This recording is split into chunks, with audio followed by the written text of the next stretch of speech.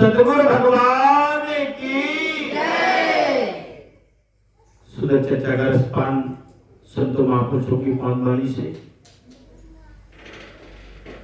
संतों ने सेवा, सुमिरन, सत्संग सभी विषयों पर चर्चा करके आपको अवगत कराया कि हमारे जीवन में सत्संग का क्या महत्व है, हमें सत्संग क्यों करना चाहिए, सत्संग हमारे जीवन में क्या परिवर्तन ला सकता है, सत्संग शरीरोपरांत हमें मोक्ष की प्राप्ति करा सकता है। नाना प्रकार के प्रसंगों से आपने श्रवण किया कि हमारे जीवन में सत्संग का क्या महत्व है। समाज में एक आदर्श व्यक्तित्व बना रहे, एक आदर्श स्थापित करे, ऐसी शिक्षा हमारा सद्गुरु देता है, जिसके आदर्श को संसार माने, समाज माने, ऐसी शिक्षा हमारा सद्गुरु में प्रदान करता है। और हमारे बाबा जी कहते थे कि ये सर्वोत्तम जो सद्गुरु के द्वारा एक दात दी गई है, अमोलक निधि दी गई है, वो क्या दी गई है कि हमें सत्संग प्राप्त है। भगवान शंकर कहते हैं जिस समय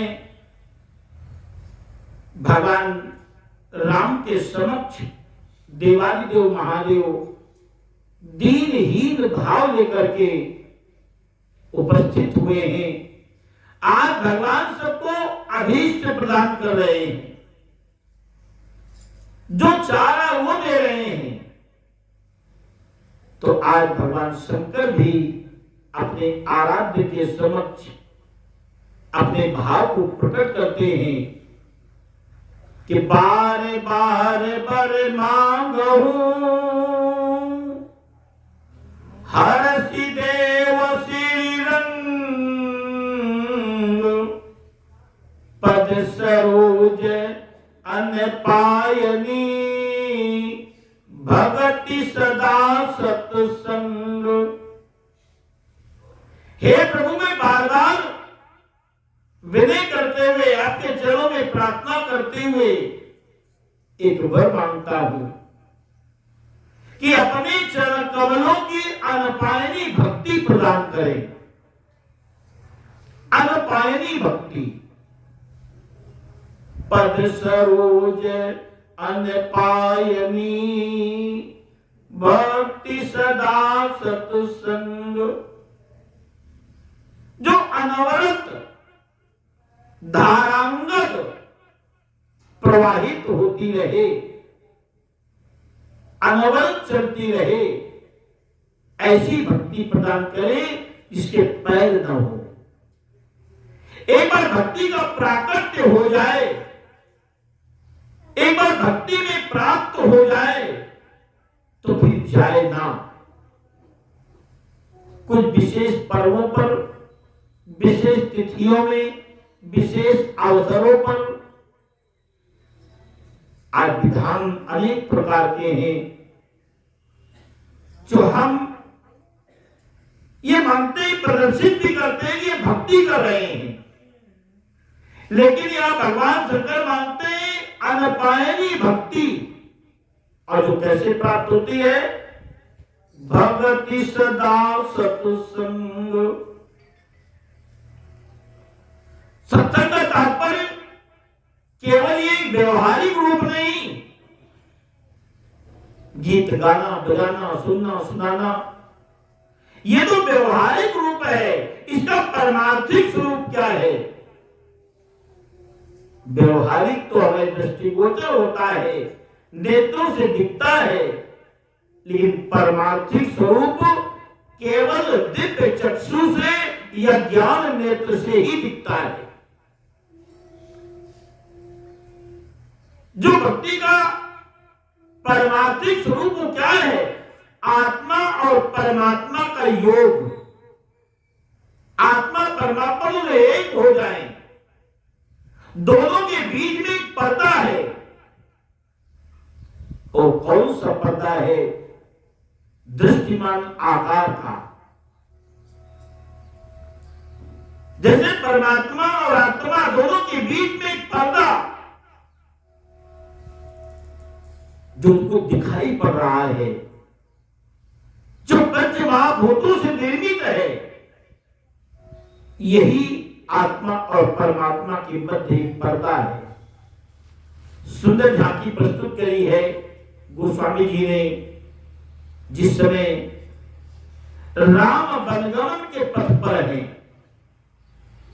तो आगे आगे श्री राम जी हैं, बीच में माता जानकी है और पीछे लक्ष्मण जी हैं। तो वहां की झांकी कैसी प्रस्तुत करी कि उभय बीच सिया और सोहति कैसे, और ब्रह्म जीव बीच माया जैसे। ये आज माता सीता की शोभा कैसी है? उभय बीच सिया सोहति कैसे, ब्रह्म जीव बीच माया जैसे। राम ब्रह्म है, लक्ष्मण जीवाचार्य है, और बीच में कौन है? उसी प्रकार माता जानकी दिखाई पड़ती है जैसे ब्रह्म और जीव के मध्य माया है। सदगुरु क्या करता है? जब योग युक्ति देता है, उस योग युक्ति का हम अभ्यास करते हैं, तो अभ्यास योग और युक्ति से ये बीच का पर्दा है, ये समाप्त हो जाता है। बड़ी गूढ़ बात है। इसका प्रारंभ कहां से होता है? सेवा से। सेवा, सुमिरन और सत्संग। अनेक पात्र हैं ऐसे, रामायण में अनेक पात्र ऐसे अनेक धर्म ग्रंथों में, जिनके प्रसंगों को अगर हम ध्यान पूर्वक सुने तो ये रहस्य का उद्घाटन हो जाएगा। आइए चर्चा कर लेते हैं रामायण जी का बहुचर्चित प्रसंग, माता सबरी का प्रसंग। सबरी कौन है? जो स्वयं को कहती है कि अधम ते अधम, अधम अति नारी, तीन हो मैं मतिमंद गंवारी। कि सबरी की क्रूरता को देख करके, उसकी नीचता को देख करके, निम्न जाति को देख करके उसे कोई स्वीकारता नहीं था। जब ये लगा कि जीवन व्यर्थ हो जाएगा, और जीवन व्यर्थ ना होने पाए तो चलो कहीं तो इसे सार्थक करें। तो कहते हैं कि सबरी ने ऋषियों के आश्रमों से और पंपा सरोवर तक के जो मार्ग थे उन्हें निष्कंटक करना प्रारंभ किया। कंकड़ों को, पत्थरों को हटाना, मार्ग से कंटकों को हटाना, सूखी सूखी लकड़ियों के ढेर बना करके यज्ञ के लिए सनिधा आश्रमों के द्वार पर रख देना। और ये सारा कार्य सबरी कैसे करती थी? लुक छुप के करती थी। अनेक संत भाव करते हैं कि सबरी इसलिए लुक छुप के करती थी कि कहीं कोई हमारी नीचता को, क्रूरता को देख करके हमारी सेवा स्वीकार न करे, इसलिए छुप के करती थी। पर कुछ संत भाव करते ये सबरी इसलिए छुप के करती थी, कहीं कोई देखेगा तो हमारी सेवा की प्रशंसा कर देगा तो हमारा किया कार्य तो व्यर्थ हो जाएगा, या उसकी प्रशंसा से बड़े अहंता आ जाएगी, अहंकार आ जाएगा तो हमारा सेवा करना व्यर्थ हो जाएगा। इन्हें लोग छुप के सेवा करती थी। समय बीतता गया, ऋषियों मुनियों को लगा कि कौन है तो सेवा तो करता है पर पारितोषिक के लिए, पुरस्कार के लिए, फल के लिए सन्मुख नहीं आता है। ऋषियों ने अपने कुमारों को, अपने शिष्यों को लुक छुप के सेवा करने वाले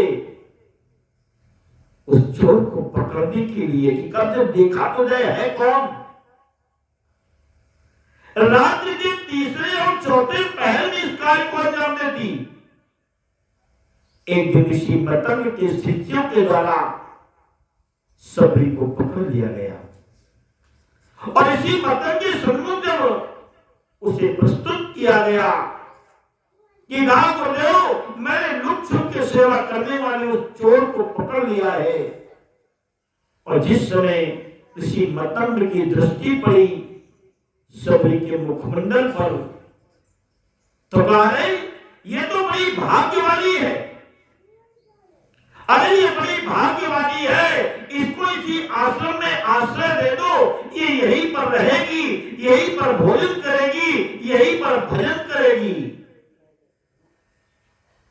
सेवा से क्या मिला? जो निष्काम भाव से की गई, एक संत का आश्रय प्राप्त हो गया, संत की शरणागति प्राप्त हो गई, संत का सानिध्य मिल गया। ऋषियों की आश्रम में रहती, अपनी सेवा को अंजाम देती। ऋषि मतंग के द्वारा उसे नाम की दीक्षा दी गई, नाम की दीक्षा दी गई, सुमरन की युक्ति बताई गई। नाम की दीक्षा को पाकर के अब वो सुमरन करती, श्वास श्वास में हरि भजो, वृथा श्वास मत खोए, और ना जाने कि श्वास का आवन होए न होए। हमारे सदगुरु भी ऐसा हमें नाम देता है, जो नाम हमारी श्वास रूपी डोर में पिरो देता है। हमारी श्वास चलती है और हमारी माला चलती है, इसे अजपा जाप चला करता है। सबरी को युक्ति प्राप्त हो गई, वो नाम प्राप्त हो गया, सबरी अभ्यास करने लगी। सुमरन की जो उसकी विधा थी, उसके अंदर सकारात्मक ऊर्जा का भंडार होने लगा। एक अवसर आया कि अनेक ऋषियों के द्वारा ऋषि मतंग को ऐसे अपशब्द कहे गए। एक नीच को आश्रम में रखा है, स्त्री को आश्रम में रखा है, अनेक प्रकार की बातें उठी, क्योंकि उस समय भी, त्रेता युग में भी ये जाति पात का वायरस फैला था। ऊंच नीच की भावना थी, छोटे बड़े की भावना थी। अच्छा, ऋषियों में नहीं, ये देवताओं के अंदर भी था। ऐसे अनेक प्रसंग मिलते हैं। शासक जी, ऋषि मतंग ने सबरी का त्याग नहीं किया। अनेक ऋषियों ने विरोध किया, फिर भी त्याग नहीं किया। एक दिन शिष्यों को बुलाया, सबरी को बुलाया सन्मुख और कहा, अरे संसार रहने के योग्य नहीं, अब ये घटाकाश महाकाश में एकाकार हो जाएगा। ये जो आत्म ज्योति है परमात्म ज्योति में लय हो जाएगी। अब इस शरीर की अवस्था पूर्ण हो गई है, मैं शरीर का त्याग करूंगा। तो सबरी ने कहा, इस किंकरी को, इस दासी को भी साथ में ले ले। तो कहा, नहीं सबरी, देख साकार में परमात्मा राम का अवतरण हो चुका है, प्राकट्य हो चुका है, और ये दंडकार में जब आएंगे तो तेरी कुटिया में प्रथम आएंगे। राम तेरी कुटिया में आएंगे। मानो श्रवण कुटों में कानों में मिश्री भूल गई हो और आज सभी देख राम का प्रकट हो चुका है, तेरी कुटिया में आएंगे और मैं तेरे नेत्रों में बैठ करते हृदय में बैठ करके तेरे नेत्रों से राम का दर्शन करूंगा। सभी ने नहीं पूछा कि कब आएंगे, भोर में आएंगे, संध्या में आएंगे, दोपहर में आएंगे, आज आएंगे, एक वर्ष बाद आएंगे या कब आएंगे, नहीं पूछा। सभी ने सब्र किया और कहते मृखा न हो ये देव ऋषि वाणी, देवताओं की वाणी ऋषि की वाणी की मिथ्या नहीं होती। सभी ने सब्र किया और नित्य ही मार्ग को साफ करना कि राम इस मार्ग से आएंगे, प्रभु इस मार्ग से आएंगे, नित्य नवीन फलों को लाना, नित्य नवीन पुष्पों को तोड़ करके मार्ग में बिछाना, भगवान का आतिथ्य करेंगे, भगवान को आसन देंगे इत्यादि मन में विचारों को सजोए रहती और राम की बात निहारने लगी। एक अवसर आया, कबंध ऋषि का उद्धार करने के बाद, कबंध का उद्धार करने के बाद जब राम आए, वो राक्षस था कबंध। ताही दे गति और पर में उदारा और सबरी के श्रम पर उधारा। कबंध का उद्धार करने के बाद प्रभु श्री राम सबरी के आश्रम में आए। कहते कि सबरी उस समय पंपा सरोवर में जल लेने के लिए गई थी। जल लेने के लिए सबरी गई है, उधर से जल लेकर के आ रही है। एक महात्मा स्नान करके लौट रहे हैं। किसी ऋषि कुमार ने आकर के बताया कि माई तेरे द्वार पर राम है और पूछ जाएगी सबरी कहां। ये सब सुनते ही भाव विभोर हो गई, भाव विभल हो गई और सबरी भागी और भागने से उसका पल्लू उड़ा और ऋषि को छू गया। तो ऋषि ने अनेक अपशब्दों का प्रयोग किया। लेकिन सबरी तो राम दीवानी है, राम के दर्शन के लालायित है, व्याकुल है, भाव विभोर है। वो संसार की सुन कहां, वो कड़वे वचनों की सुन कहां। भागती भागती सबरी गई और राम को नेत्रों से देखा, नेत्रों को बंद कर लिया क्योंकि गुरुदेव हृदयस्थ हैं। हृदय में ऋषि मतंग बैठे वचन किया था कि तेरे तू नेत्रों से दर्शन करना और उस चित्र को मन में लाना। मैं तेरे मन में बैठा रहूंगा, तेरे हृदय में बैठा रहूंगा और राम दर्शन करूंगा। बाकी लोगों की बात नहीं है। इधर कह रहे हैं राम जी लक्ष्मण जी से कि देख लक्ष्मण, मैं ऐसे भाव पर प्रसन्न होता हूं। लक्ष्मण जी ने सुध कराया, अरे माई राम तेरे द्वार पर है, प्रभु तेरे द्वार पर है, वो आतिथ्य नहीं करेगी, उनको आसन नहीं देगी। बड़े सुंदर शब्दों से गोस्वामी जी ने बखान किया है कि सबरी देखी और राम गया अमोनी के बचन समुझ जी भाई। सभी जगह राम द्वार पर आए, जय आए। आज इसी मतंग की जो वचन है सत्य साबित हो रहे हैं, सिद्ध हो रहे वचन मुनि के वचन समुझ जी भाई। और कृष्ण राम की सुंदर झांकी है। सरसी जलोचन और बाहु विशाला और जटा मुकुट सिर उर्बन माला और श्याम गौर सुंदर दो भाई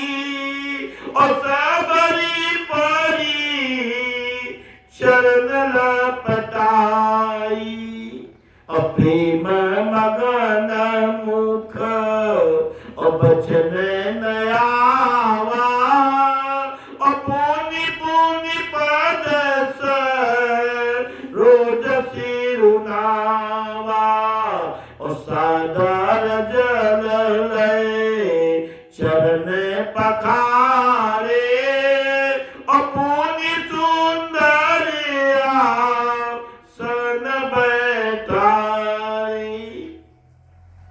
सरसिज लोचन, सरनेत्र को भी कहते हैं, सरदरी को भी कहते हैं और सरबाण को भी कहते हैं।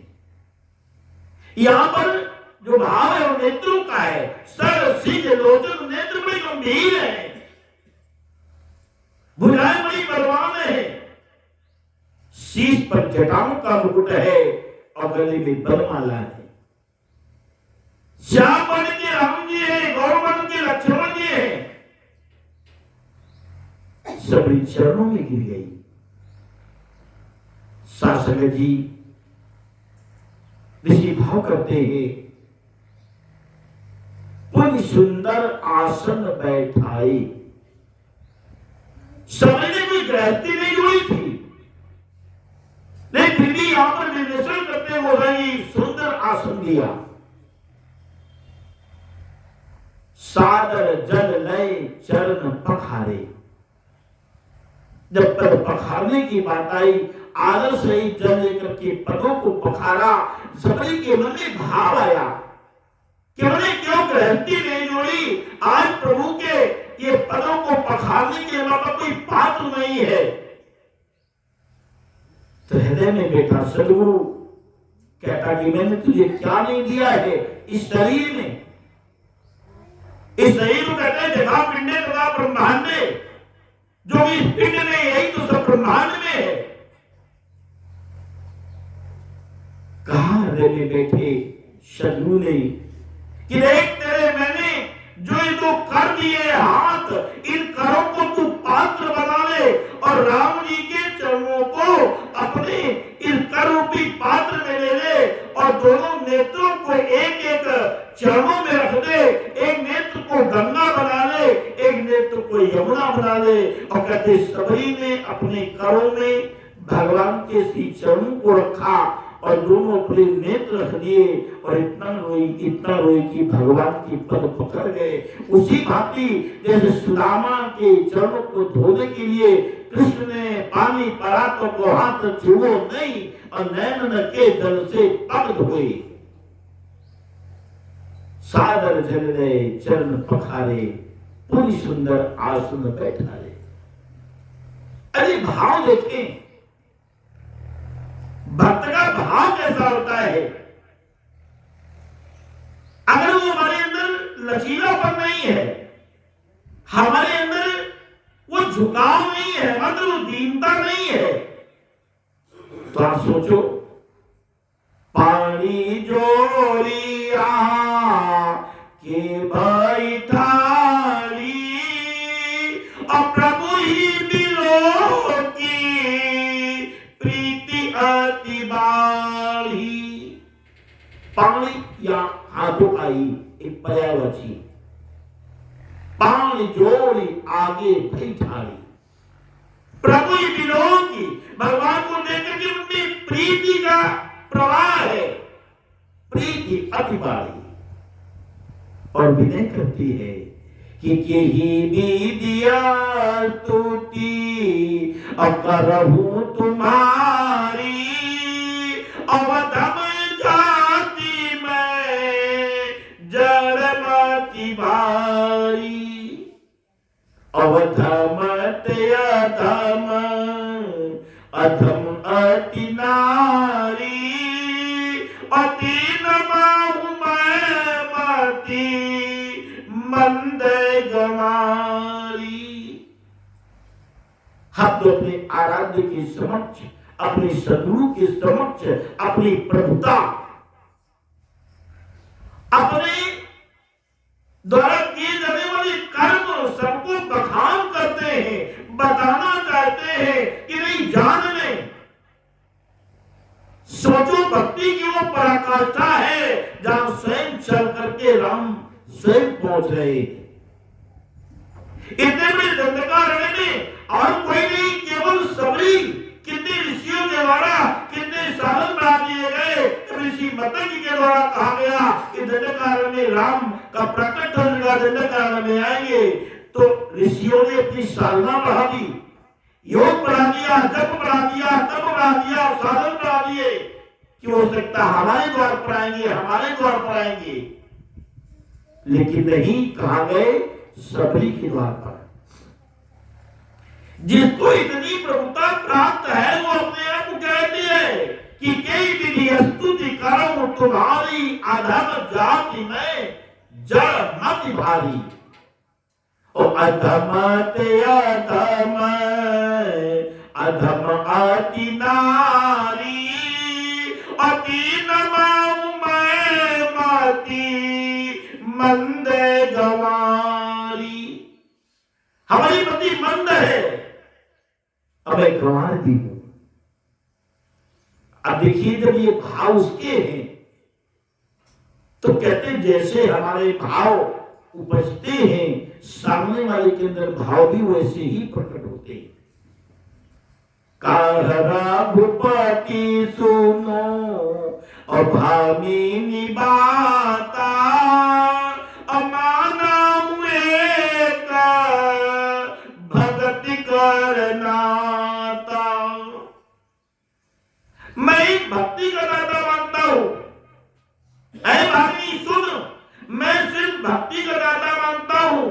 और आप संसार में क्षमा करना, हमारे अंदर भी ऐसे भाव हो सकते हैं, आपके अंदर भी ऐसे भाव हो सकते हैं। कौन से? ऊंच का, नीच का, छोटे का, बड़े का, अमीर का, गरीब का, गोरे का, काले का, पंथ भेद, मजहब भेद, धर्म भेद इत्यादि तमाम को विचारों का संग्रह है। भगवान ने स्पष्ट कर दिया कि मैं केवल भक्ति का नाता मानता हूं। जाति पाति कुल और धर्म में बड़ाई, और धन बल परिजन गुण चतुराई। 10 चीजें, जाति पाति कुल धर्म और बड़ाई, धन बल परिजन गुण और चतुराई, इनका कोई बात नहीं है। ये सब चीजें हैं, पर भगत ही नर असोहाई कैसा, अभी न जल बारी दी देखाई जैसा। भक्तिहीन मनुष्य उसी प्रकार से है जैसे बिना बूंदों के मेघ और बिना जल का सरोवर। किसी कृषक को अपनी फसल के जल की आवश्यकता हो और काले काले मेघ उमड़े लेकिन उनमें जलबिंदु न हो तो सुहाते नहीं है। सरोवर हो लेकिन सूखा हो तो कृषक को सुहाता नहीं है। इसी प्रकार ये 10 चीजें हैं, लेकिन भगवान की भक्ति नहीं है तो निरर्थक है। शासन जी, सबरी को आज इसकी प्राप्ति हो गई, सेवा से, सुगंध से राम की प्राप्ति हो गई, राम के दर्शन हो गए। और आज राम जी के द्वारा ही सबरी को नवता भक्ति का उपदेश किया गया। फिर कभी इस पर चर्चा करेंगे, पर उपसंहार के लिए चूंकि सत्संग आत्मा परमात्मा का योग, इस पर गोस्वामी जी की 2 पंक्तियां हैं। भगवान राम ने कहा है नवता भक्ति का उपदेश करने के बाद कि मम दर्शन फल और परमय अनुपा, और जीवे पाव निज सहज स्वरूपा। तुम्हें मेरा दर्शन हुआ तो दर्शन का लाभ क्या है? हमने भी बाबा जी के दोनों कलियों के माध्यम से इस विराट ब्रह्म को देखा। जिसने भी ज्ञान लिया